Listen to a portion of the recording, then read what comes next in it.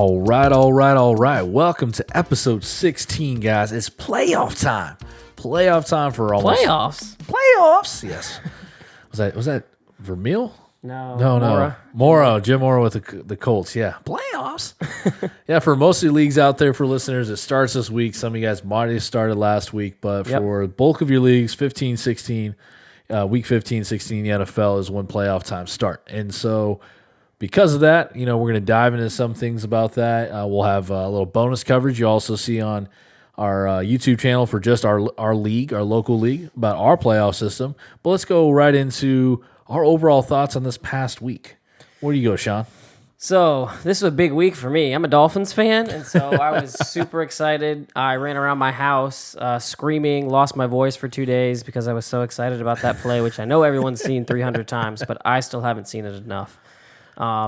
So yeah, I loved the joy that brought me, and it kind of made me think, we love this fantasy football thing, and it's, I think one of the episodes we had a discussion about that, fantasy versus reality, kind of, do you take your home team fan more seriously than your fantasy league? Right. And to me, it was kind of a reminder that nothing replaces that joy of like the team that you've rooted for since you were little actually doing something like that. So that was like my Super Bowl. We beat the Patriots and in an amazing way. So even winning the Super Bowl in the fantasy playoffs, I don't think would have been as joyful as that moment was. I mean, that's like Big Brother, but they've always lost in Miami. We're talking about the Patriots there. It's the silliest thing, trying to see Gronkowski. Yeah, Ryan wants us trip over to defend the Dolphins a little bit. I feel it was mostly luck, but he thinks that it was a lot of skill involved, and people aren't giving us the credit. But yeah, I don't know. It was awesome either way. All right, so what was your overall thought there, Chris? Personally, I was just very happy that our playoffs didn't start last week. There were a lot of duds in the fantasy world. Guys that were used to being studs. You look at that darn Bears defense. I knew they were good, but if you had like any receiver, which people play Woods and who else? Cooks, Gurley, Goff. I'm like, they didn't score a touchdown. Yeah, it was crazy. It was ridiculous. And then you go even further with other performers out there. Roethlisberger going out and that oddity of not coming back into that game, and a game they should have won. But that hurts the weapons there with Juju Smith-Schuster and Antonio Brown not getting the points that you would usually see if a Roethlisberger was in the whole game.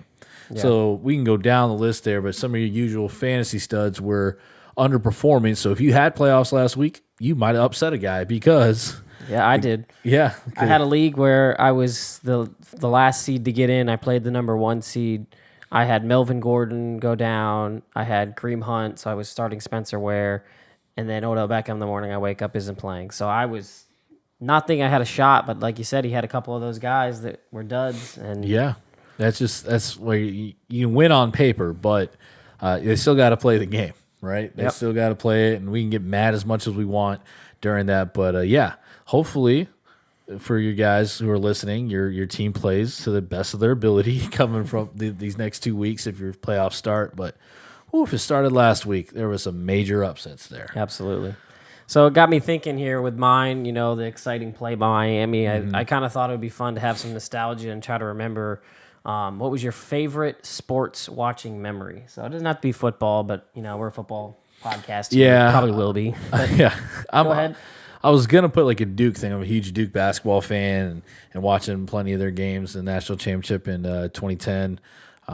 But I would have to pick the Minneapolis Miracle. I'm a huge Vikings fan, and we haven't had anything to root for. And I did a lot what you did. I was screaming. I didn't scream. I just kind of kept jumping up and down and yelling yes and yes and like, oh my God.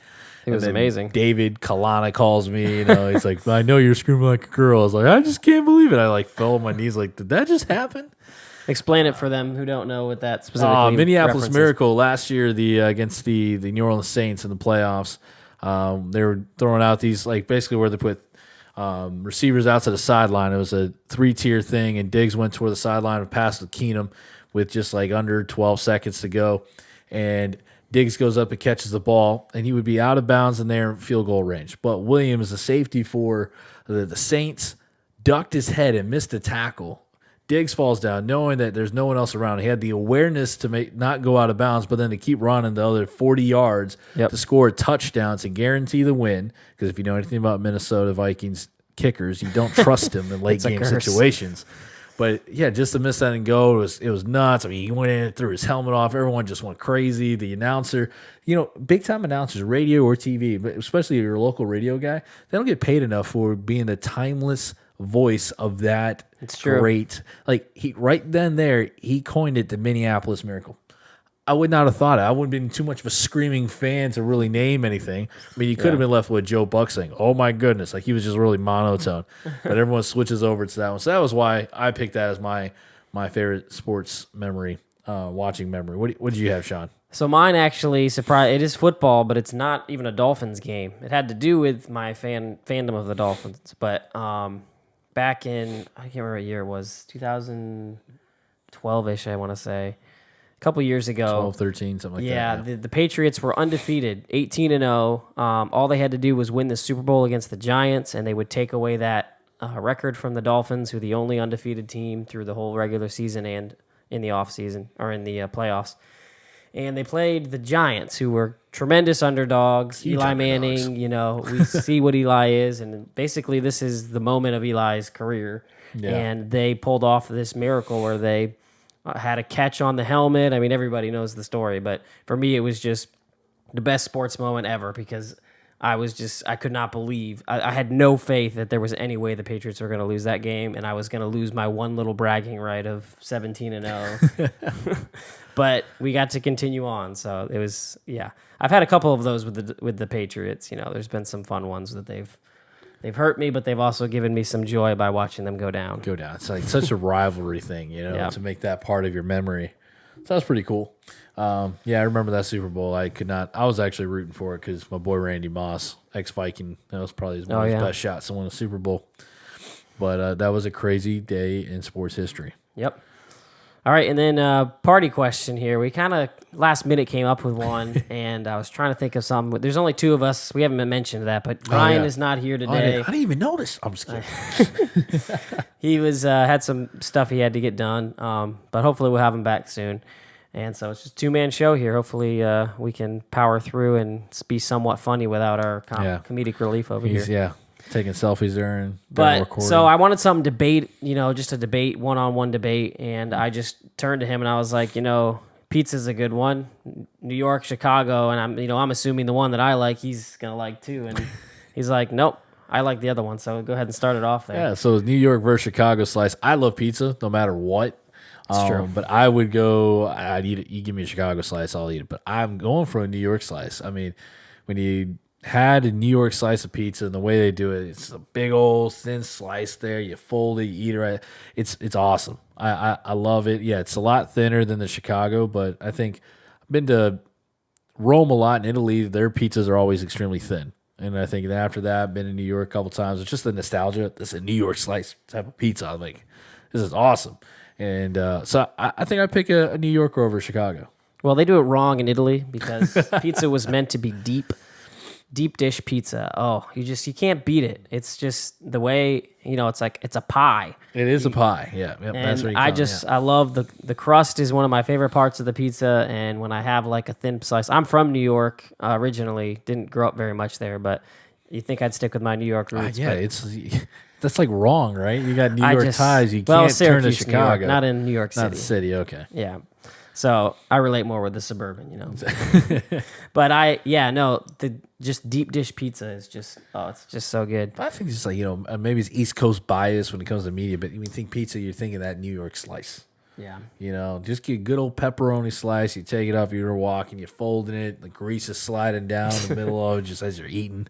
Oh, so good. So, yeah, maybe shoot us a comment, see if we can spark a debate here. What's better, Chicago or New York? Yeah, if you put down like Little Caesars, you're not allowed back in. But let's go to the matchups of the week. So let's get back here a little bit of football. There's some good matchups going in. Sean, you want to start off, talk about the game and players to highlight in this first one. Yeah, so just a quick little detour to just talk about. We're going to kind of try to direct this podcast, the episode that you're listening to, that you hear every week, we've kind of already started to make it more about generalizing. So, you Norfolk Christian people that you're not actually in our league. You actually get something out of this. So that's kind of what we're going to make the main podcast. We had a guy in our league mention that he kind of enjoyed the aspect of only talking about the stuff going on in our league. So we're going to kind of split them up. We'll do a little bonus episode where it's probably going to be about 10, 15 minutes. We'll sit down and talk about it. You guys are welcome to listen. I mean, that's something I actually think is really fun to listen to is other people's leagues. We have quite a diverse group of guys that is very interesting to listen to all the drama and stuff that goes on. So very much that's kind of, if you're listening to this and you're wondering what's going on in our league, check in the podcast. It'll be in the same place. You'll be able to check that other one out where it's more about our league. So anyways, going into the matchups, we got a couple of them. We're going to give you a few more of them because this is when it really counts. You got to make these right decisions. So I'm going to do one, and then we'll let Chris give you two of his matchups. I had originally in here the Rams and the Eagles, and when I found out Wentz wasn't playing, it made me not want to pick this matchup to talk about but that's kind of why we got to talk about it. I think it still makes it extremely interesting with Foles stepping in for Wentz. Yeah. We've seen it before. The beginning of the season, it did not go as well as the end of last season. So I think it's going to be somewhere in the middle. I don't think the Eagles' offense hasn't been running great anyways, so I don't know if that was all Foles at the beginning. I think it's the fact that they lost Frank Reich at that play calling, I think, was a big part of it. Mm-hmm. So I would say it's a slight downgrade for, Jeffrey. Ertz is probably not going to be too affected by it. He's just a target machine that's going to get all the targets. So I think I had Alshon probably as a pretty solid wide receiver 2 play. Now it's more like a low-end wide receiver 2 play. Pretty much the same goes for Josh Adams, the running back who's kind of taken over back there. He's been a little disappointing. He's getting the work. I think that they're playing the Rams. They're probably going to be down, so that may hurt his floor. But as far as the two go, like if you're looking at a flex position, I got to put in Alshon or Adams. I would, for safety's sake, put that Adams one in. Yeah, because you get touches. Yeah, more guaranteed. More touches. He's going to get the goal line work. And I think they put Clement on IR, actually. So that's one more back out of the way. Mm-hmm. So that's kind of the Eagles side. If you're dependent on those Eagles, you better not be. Cause don't know how you made it to your playoffs. I don't think it's going to be so great. But you don't have to completely abandon them. If you're in deep leagues and Alshon's your best option, then put him in. He's done it with Foles before. We've seen it. Mm-hmm. And then with the Rams, it's just kind of a reminder, last week was difficult. I don't think many people are going to think that's the new normal for them, but just put them back in. Cooks and Robert Woods, I'm sure you were already going to play them. The tougher one might have been Goff when you saw that negative. It's really difficult to go back next week. If you somehow made it to the next week in the playoffs or your playoffs don't start till now, it's going to be difficult to start Goff, but I think he just picks right back up and just isn't, top. He could be a top 5 option easily this year. Yeah. They're playing the Eagles secondary that's banged up. Yeah, they're starting guys off the street. I was just about to mention that defense of the Eagles is nothing like last year's playoff run, Super Bowl winning defense. So this is definitely this can be a great bounce back game if you have a Los Angeles Rams player of any sort on your roster. Yeah, I expect it to be back to traditional Rams. Yeah. So to talk about my two matchups here, a bounce back, I'm picking Miami versus Minnesota. Yes, little homer, Mono, Miami, Minnesota. We'll be watching that game together. Yeah, definitely. We'll be screaming at each other. Dirty Buffalo, come on out. Yep, B-dubs. Not B-dubs. Dirty Buffalo. Switch that around. Great local place if you're in the Norfolk area. But the Vikings, man, they just fired their offensive coordinator. DeFilippo, he's out. I was getting frustrated with him as well. I thought he was trying to audition too much for his head coaching job, but you'd think that means he would want to do better. But he abandoning the run and the play calling is just way too much. My younger brother told me, it's like, why are we throwing 20 yards down the field if we have 2 seconds of blocking? Like, when did you... some little things are going too exotic, Not to throw a pass to the number 1 wide receiver in the league until the third quarter or something. It was ridiculous. It's craziness there. But so you got the switch at OC, the quarterback coach who was the Vikings blocked from getting any OC position or at other teams. So I think he might come up and do a good job. But this is another rebound type thing. I think from us who have Viking players on our rosters who desperately need them to perform, they will. I think Cousins, my bold statement, will be like a top 5 quarterback fantasy-wise this week. I think they're A little bit later, we'll talk about that. I have an opposing view on that. You do, yeah. But I think at least he's a QB you want to start. And then Thielen at worst will be a top end wide receiver 2 against a sneaky good Miami secondary. We were talking about, was it Xavier Howard? Yeah, his name. If Xavier Howard is out, Xavier. That would be a big upgrade for Thielen. They said he almost could have played last week. I think it just was a cleanup on his MCL. I think. Meniscus, yeah. Yeah, and he's a shutdown guy. Now, will he follow Thielen or Diggs? Most of the time, he'll stay to one side of the field and pick up one or the other, or they'll switch him off. It's like a play calling thing to mess with the offensive coordinator's head. So it's like one of the Vikings receivers should have a really good day. And, Cook, I think play him if you must. Offensive line, no matter who's the OC, won't really open up. But then, for Miami, they have confidence now, moving toward a playoff push. That's why I like this start. Let's see if Tannehill starts. For some reason, they're talking about his ankle. I think I saw that it looks like he's going to start. Oh, okay. I don't see why he wouldn't. If he played through that right. in that game, he should be on. He got a lot on the line. You're right outside that window of making a playoff push to 7-6. Whole playbook's open when you have your starting quarterback in. So expect Kenny Stills to be a good, solid option. There's some injuries in that secondary in Minnesota. Kenny and Drake will be effective, I think, more in the passing game. Yeah. Minnesota linebackers are like the worst at covering running backs, either in the slot or coming out of the backfield. So I think he's a good start there. I think that's what saved Cooks as well. Yeah. Because I think the Dolphins are similar. They have bad linebacker coverage. So, yeah, I think that you can definitely start Cooks. Yeah. You can start him there, yeah. But maybe the new OC will actually give him the ball some more here. All right? Run him more. But nice. My second one is just interesting. Tampa Bay against Baltimore. Number one passing offense in Tampa Bay. That's more because they're always trailing and they can't do anything else. If there was one quarterback throughout the whole thing, like if you have the Tampa Bay quarterback, I think it's quarterback 1. Yeah, if you combine him, Winston and Fitzpatrick there. And then the Baltimore Ravens are the number one scoring defense in the NFL.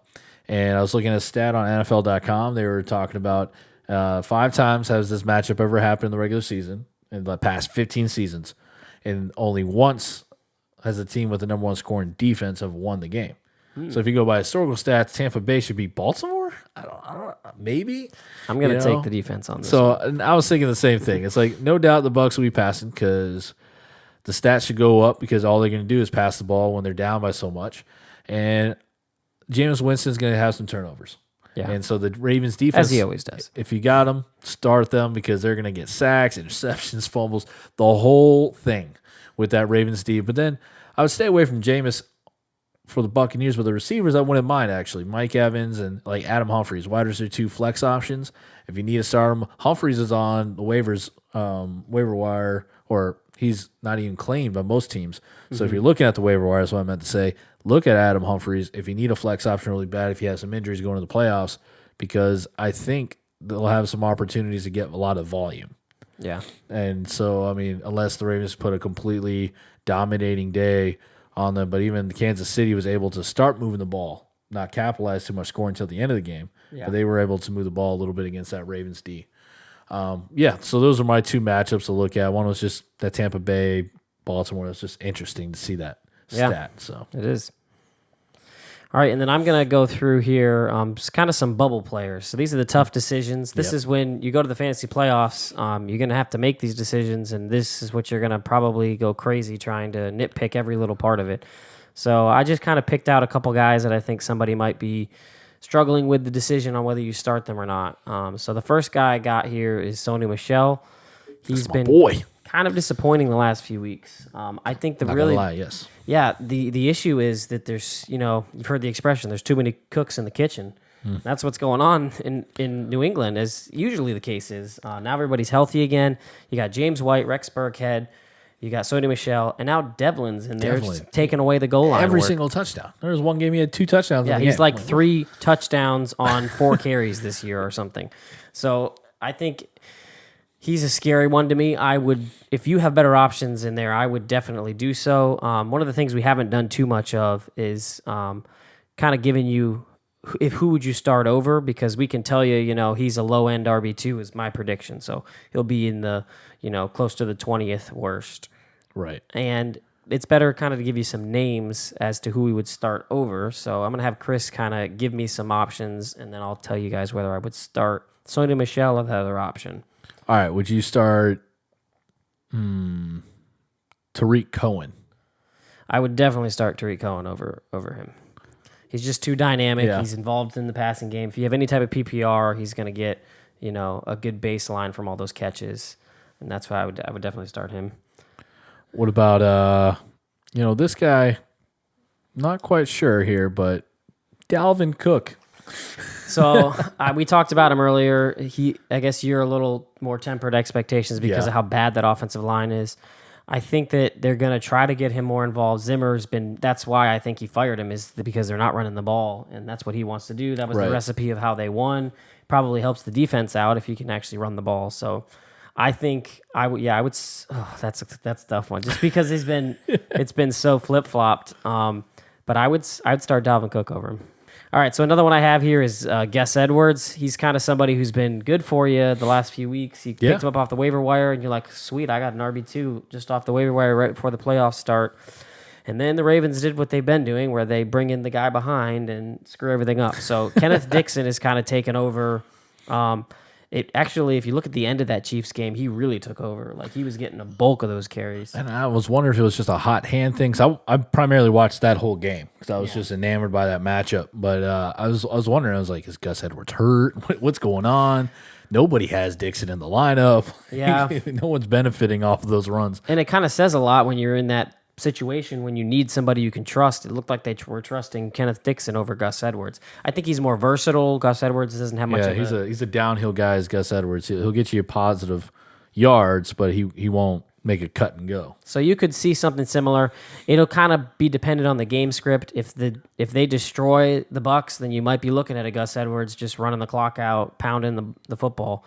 But I think, in most situations, I'm going to steer clear of Gus Edwards because it's just too risky. You don't know what you're going to get. Kenneth Dixon could just, for all we know, Gus Edwards gets 5 carries and Kenneth Dixon has 15 this coming week. Now, what if you had someone like Jordan Howard? So you had to choose between a Gus Edwards and I think a lot of guys have this type of a matchup here: a Gus Edwards and a Jordan Howard. Why would you do that to me? Because it's a disgusting decision to make. It's extremely disgusting. Go to the waiver wire and pick up Damian Williams, who's going to be my pickup. No. Oh, there you go. Well, yes, that'll be spoiler alert.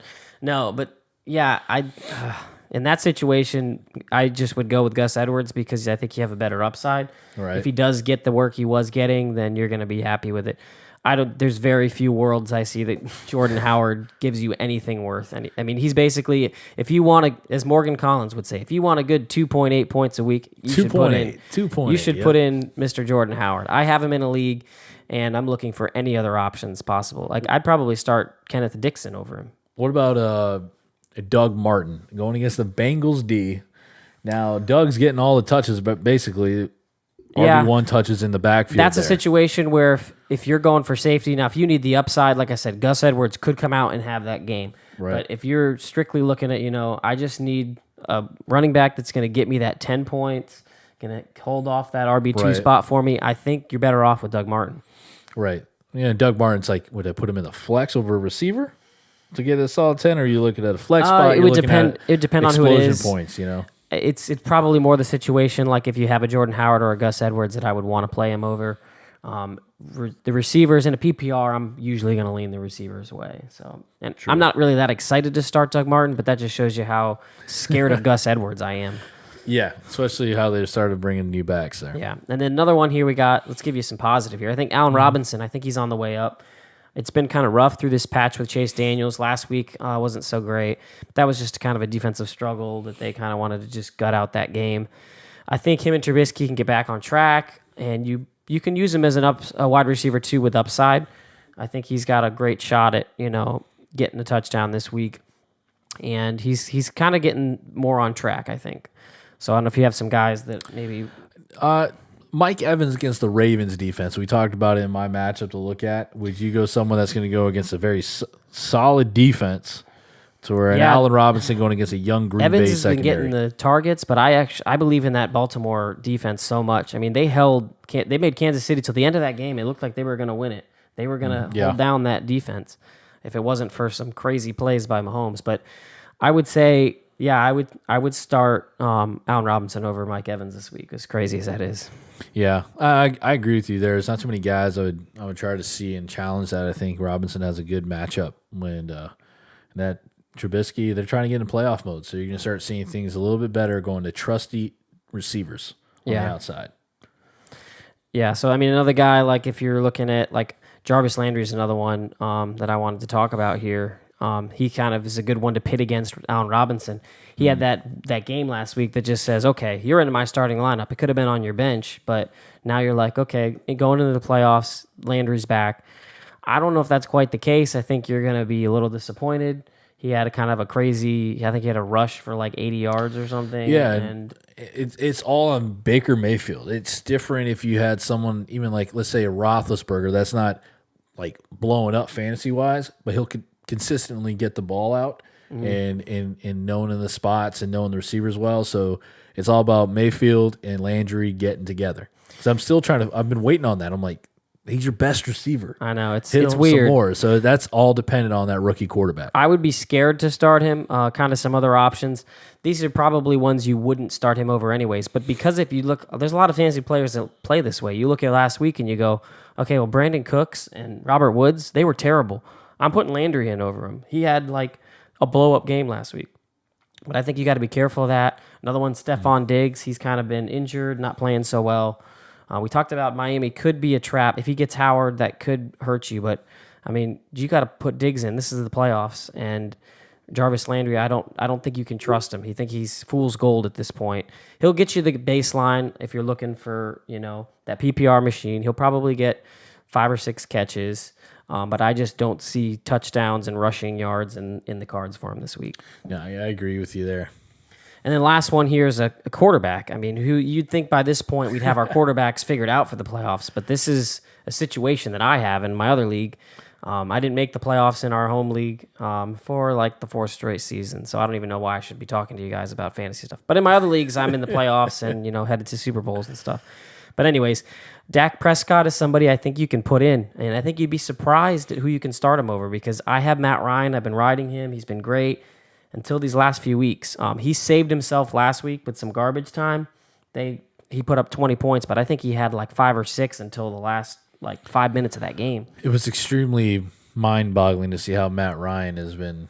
Yeah, and he's been destroying Julio with it. But so I would start Dak over him. Aaron Rodgers. I would start Dak Prescott over Aaron Rodgers. Wow. I know that's a tough thing to handle in your playoffs. You drafted him probably in the top 4 rounds, but I mean, you can't be thinking about where you drafted these guys or what they've done in the past. You got to think about their matchups this week. And I think that you're going to be a lot happier at the end of the week if you put in Dak Prescott over Aaron Rodgers. Just to give you the matchup here, so Indianapolis, not a great secondary. Not to mention that Dallas defense has been good, but I think the Colts are going to put up points. So Dak Prescott's going to have to score. And he's got, the number 1 wide receiver in the NFL now, Amari Cooper. So, and then we saw that Chicago's no joke. I mean, you saw what the Rams. Phenomenal. Green Bay's offense is nothing compared to the Rams this year. Nope. So I don't think it's in Chicago. And unless Aaron Rodgers pulls out a miracle, and I'm not banking on that, I'm going to be sitting Aaron Rodgers over. I'm going to put Dak Prescott in over him. So just kind of a couple options. The other one was Kirk Cousins. This is kind of my disagreeing with you. Yeah. I think that the Miami defense, if Howard is back, this is kind of the caveat. If Howard's not back, then you saw what the Patriots did. They're the Patriots, but that secondary is so bad. It can be picked apart. It'll be basically on whether the rush can get to Kirk Cousins in time. And if it probably could. But if not, then he's going to have a great day. But if Howard's back there, that defense is much different. I would be scared to start Kirk Cousins this week.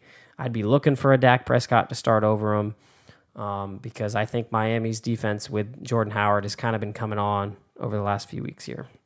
No, I agree with you there. I'm just hoping as a Viking fan that he goes off. Yeah, so you say inside the top 5 is your bold prediction. Is my bold prediction. My bold prediction is that he will be 12. He'll be 13 or less. He won't even be a wide. Won't even be like, wow, a QB1. Okay. No, not a QB1 this week. So We'll see who's right next week.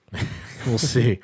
All right, so I've been talking way too much here, Chris. Give us some waiver wire advice here. All right, some waiver wire. You can go ahead and do the one that I was going to do. Yeah, so we go Damian Williams. You're like, who's that guy? Well, Kansas City's backfield is up in the air right now. Yeah. And I had somebody in my school, one of my bosses come up to me, found out I do a podcast, and he used Damian Williams' name. Should I start him? I was like, nah, man, they got he won't get the volume at all. But out of the 3 options he gave me, Williams came out there and I'm watching him just kind of score touchdowns.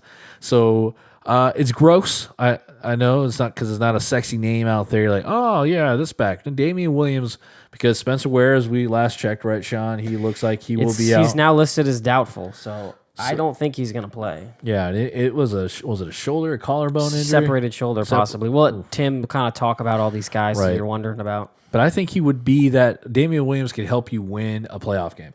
Yeah. Because I'm banking on it. Yeah, because outside of that, I didn't really see anyone outside if you got some defensive streamers, if someone drops it to get you a few points there. But Damian Williams is the only person that I see in most leagues that has been picked up that could win you a fantasy playoff game. Yeah, the only other one I'd throw out there is if you're real desperate. We talked about Gus Edwards. Kenneth Dixon's on the other side of that coin. If they do turn to Kenneth Dixon, Tampa Bay's defense is terrible, so you could be looking at somebody who could get you a lot of fantasy points off the waiver wire. And then defense here. Defensive streamers. This is what you need. This is what's probably going to decide a lot of playoff games is who do you pick up. Hopefully you've prepared for this already and you got a better option, but this is another gross one. It's Atlanta versus Arizona, which is going to be... nobody's watching that game. Yeah, but a terrible game. But Arizona, man, Josh Rosen is just turning the ball over, and they're not scoring a lot of points. So I think they're a good baseline play. I don't think at the end of the week we're going to see 25 points from this defense. But in that 5 to 10 point range where they're not going to kill your team, I think Atlanta's a safe one. They've been bad this year. But Arizona has been worse on offense. So yeah, they've been almost averaging giving double digits to every opposing defense, according to ESPN fantasy rankings. I'm like, usually you don't flip that or look at the match. Like Arizona is giving defenses points because really they're just a hot mess over there. So yeah, that's the only defense I really saw. There's some good matchups here and there, but more than likely a solid defense this late in the season is already rostered with no bye weeks. That's why you got to prepare for these. You know, if you're thinking you're playoff bound 2-3 weeks out, you got to be looking at these defensive playoffs.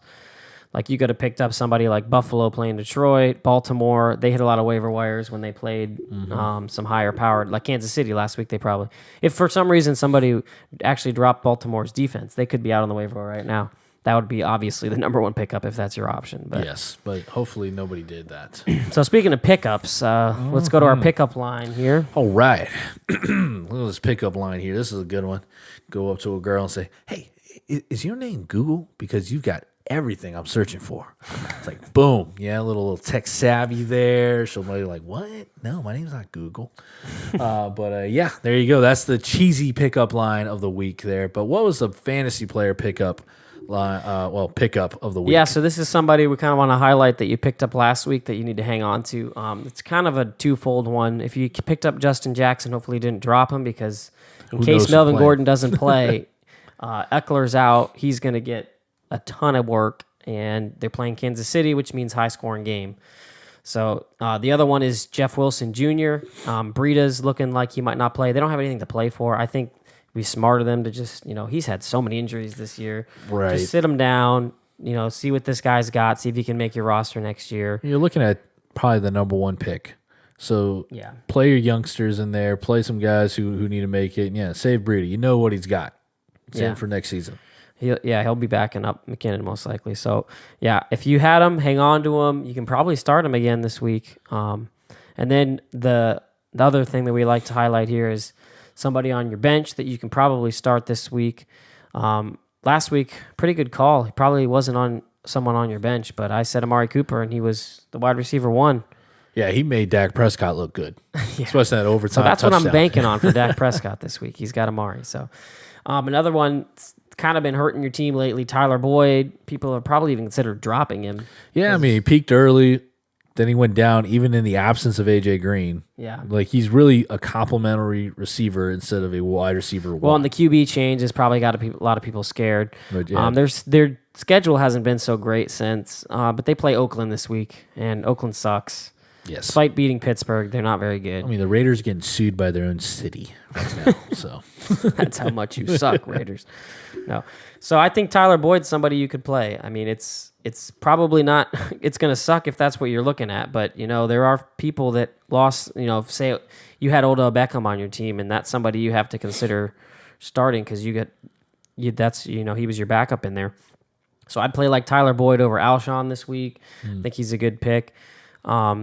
If you've got either the Carolina ones, I'd probably start him over that.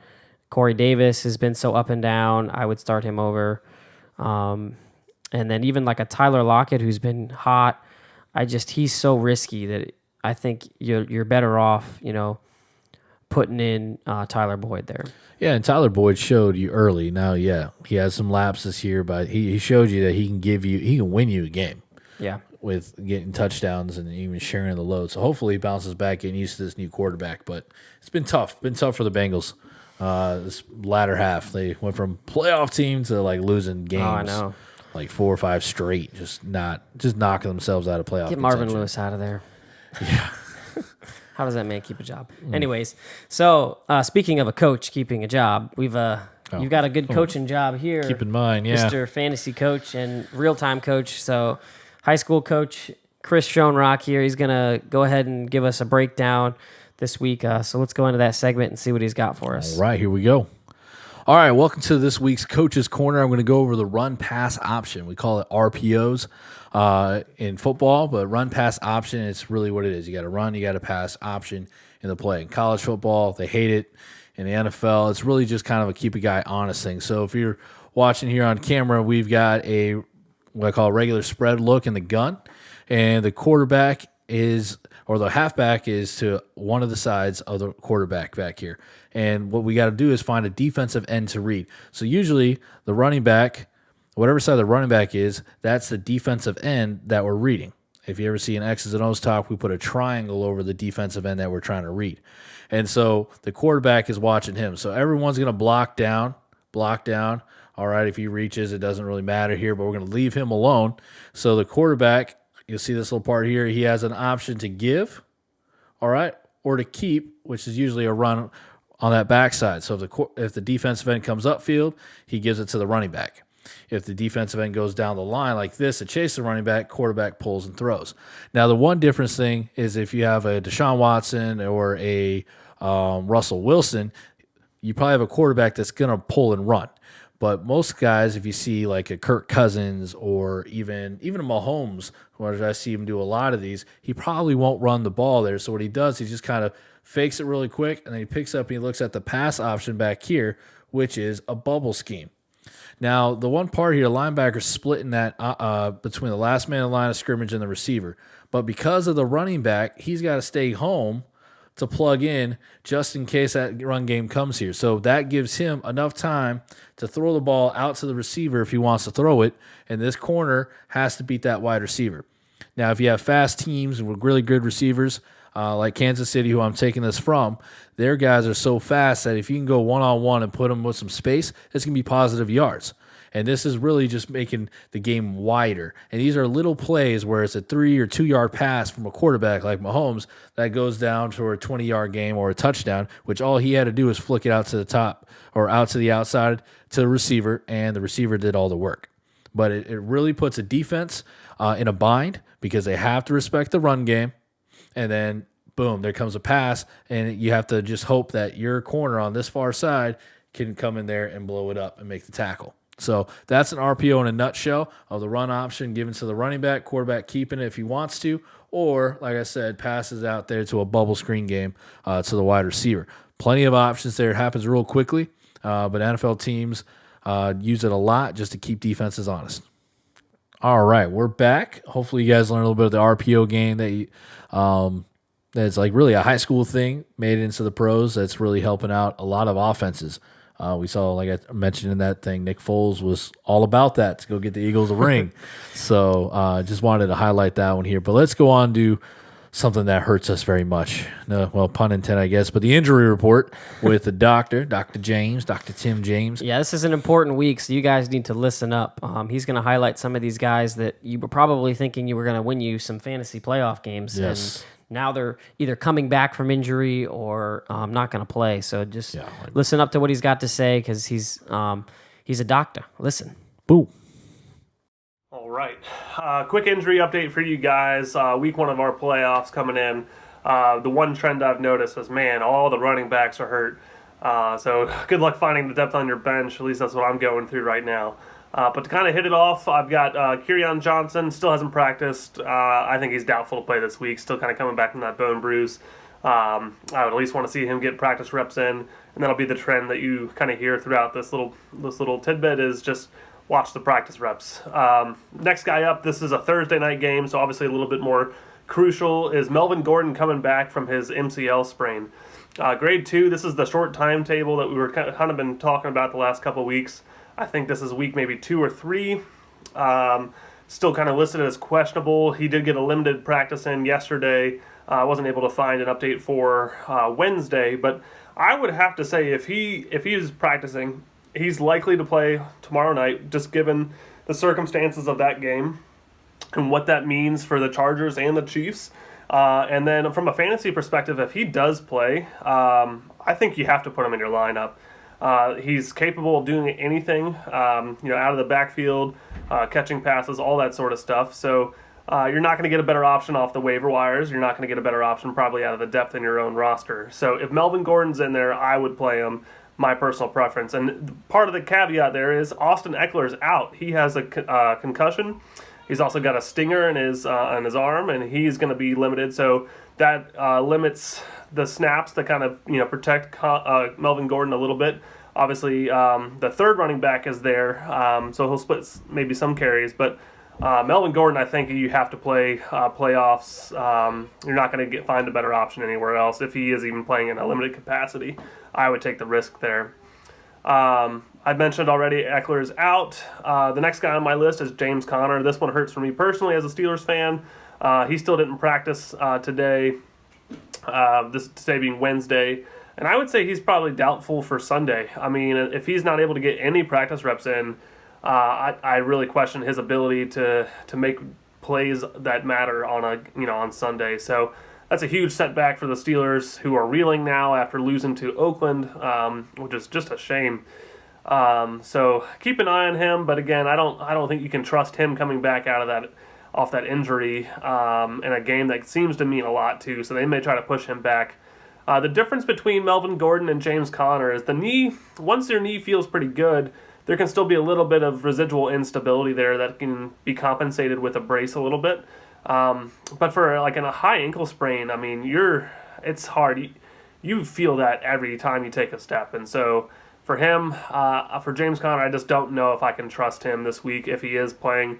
If he is in a limited capacity, again, you're probably in that same situation where you're probably struggling for depth out of your roster. You may not have a better option. So, I mean, roll the dice. I would rather play a guy who's coming back after an injury and see him sneak one into the end zone rather than leave him on the bench and play some scrub and get 6 points because the depth wasn't there. So trust your gut, go with your studs if they're going to play, but that's a tough one.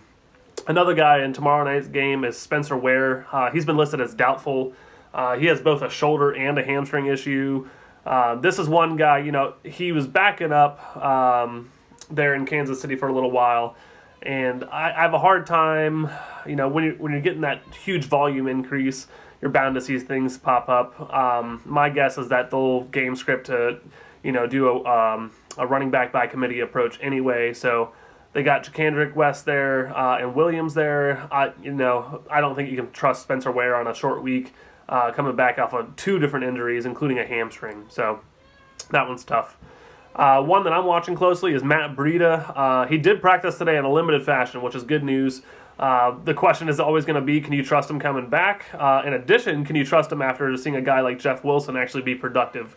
So I'm looking at the depth of my roster. I'm not going to pick up anybody off of waivers. I just don't think it's going to, do me any favors. If Matt Breida plays, I think it's likely that I'll probably stick him in my lineup because my other option is Jordan Howard, which it's a hard one to trust and to like in your fantasy lineup during the playoffs.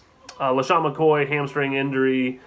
He may get shut down for the entire year. I'd be surprised if he suits back up. They're not playing for anything. He's over 30, so we'll really see what kind of happens there. 2 quarterbacks, Carson Wentz, he's already been ruled out with back spasms for this upcoming game against the Rams. Obviously, that takes a huge hit on their playoff hopes. And unfortunately, makes that Rams matchup a little bit more juicy. So backup quarterback and a banged up secondary. So that's going to be a tough matchup for the Eagles without Carson Wentz there. I know Nick Foles is there, but I'd be hesitant starting anybody else in that offense, maybe other than Zach Ertz. So, all right, the other quarterback on my list is Ben Roethlisberger. So he had a rib injury at the end of the first half against the game in Oakland. My guess is that they were going to hold him out for the entire second half of that game as long as they were leading. Obviously, that's not what happened. He came back in with about 5 minutes left in the fourth and seemed to throw the ball okay. I was kind of impressed with how he looked. So this week he's been a little bit limited. My guess is that he's going to play through whatever pain he has this upcoming week. And he is likely maybe going to struggle a little bit with his downfield passes. Maybe if he gets some hits early, he may look a little bit off. But I expect him to be fine. I think he'll play through it, and the guy's a tough guy. So the next one on my list, two receivers. Tyreek Hill. Again, this is a Thursday night game. He's got 2 different issues going on. He's got a wrist injury. He took a helmet to his wrist in the middle of that game last week against the Ravens. He was shaken up on the sidelines for a little bit, able to come back in. The bigger concern of the two is a heel. He had an MRI on Monday, which didn't really show anything, which I guess is good news for him.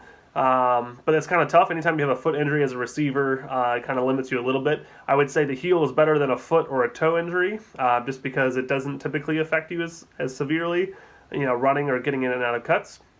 So I would imagine that he doesn't need to participate in practice this week in order to play. I think he has a pretty good grasp on the playbook. He's obviously a stud. If he does play, I would play him. I wouldn't be too worried about his injuries if he's playing. And then the last guy on my list is OBJ. He's turning in the right direction after a quad contusion likely. He was probably just feeling a little bit tight over the week. He hasn't been ruled out this upcoming week, but he's still limited in practice. He hasn't even practiced as of Wednesday.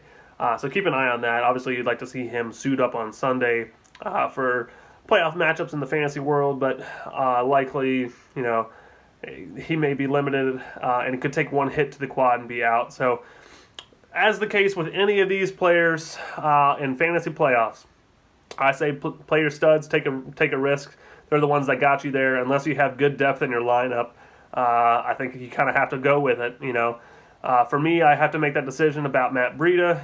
If he's coming back, is he going to split carries with Jeff Wilson? My guess is yes. Is he still a better option than, say, Jordan Howard or Adrian Peterson? I would say probably still. So who knows? Good luck out there this week. Hopefully your team does well, just not as well as mine. All right. As always, if you have any questions, text me. Feel free. I'm happy to get back to you. Bye-bye. All right. Thank you, Dr. James. I'm so worried about that Chargers backfield, especially going to Thursday night with many guys on that report there. But I hope you guys enjoyed this podcast, this week's episode, or the whole podcast. As we stated earlier, Sean talked about our commish here. We have a bonus podcast coming out right after this one. We're going to record Fantasy it for our in the local 757 league. Yeah, and you're probably going to hear a little different me and Sean because it's going to be a little bit more loosey-goosey with it. We're going to call out guys, make fun of ourselves. We do that very easily. And so I think it'll be a lot of fun, but it was so much to talk about. We wanted to be able to split it. Like we said, try to go those 2 different ways with our podcast here. If you like us to mix in our leagues inside of our regular podcast, tell us that in the comments. Or give us some feedback, and we'll definitely move that way. Yeah, we always appreciate the feedback. We're always looking for some fun party questions. Just drop us comments. So like and subscribe. We don't have our wonderful Ryan Meckes here to tell us. Like and subscribe. Tell your grandmother about us. Yeah. All right. Well, thanks, guys. Win some playoff games. Yes, sir.